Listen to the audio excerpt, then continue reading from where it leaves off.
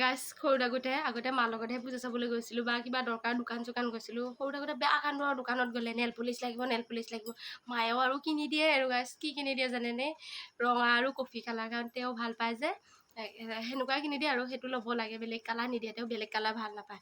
তাৰপিছত আৰু গাইছ এই বৌহঁতে আৰু বেলেগ কালাৰবিলাক লয় নাই মন যায় আমাৰো বেলেগ মানুহবিলাকৰ বেলেগ কালাৰ লয়। তাৰপিছত আৰু সিহঁতৰ ঘৰত মনে মনে যাওঁ বৌৰ পৰা লগাই আহোঁ।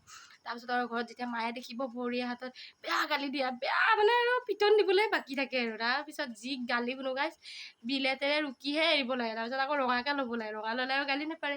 কলেজতো যাওঁ গাইছ ৰঙা লৈ বেলেগে ইমান ধুনীয়া ধুনীয়া কালাৰ লয় আৰু মনটো পূৰা খং উঠি থাকে মাৰ ওপৰত। কেতিয়াবা খং উঠি ভাবোঁ এই চালা বিয়াৰ পিছতে নিজৰ ইচ্ছামতে কালাৰ ল'ম যেনেকুৱা মন যায় তেনেকুৱা ল'ম।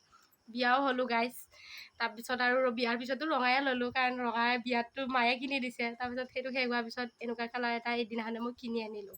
এইটো কিনি আনিছোঁ আৰু কিনি আনি মানুহজনৰ আগত এনেকৈ পোজ দি এনেকৈ যে মামা ভাবিছোঁ মানুহজনে চাগে ভাল লগা বুলি ক'ব। তাৰপিছত গাইছ মানুহজনে এনেকৈ কৈছে ৱা কি কালাৰ লগাইছে এইটো মই ভাল নাপাওঁ নহয় এইবিলাক কালাৰ মই ৰঙাহে ভাল পাওঁ ৰঙা ল'বা এতিয়া কৈছোঁ আৰু মই যোৱাৰ আগত এই নেল পলিচ পেলাই দিবা নহ'লে চাবা বেয়া গালি শুনিবা এনেকৈ কৈছে।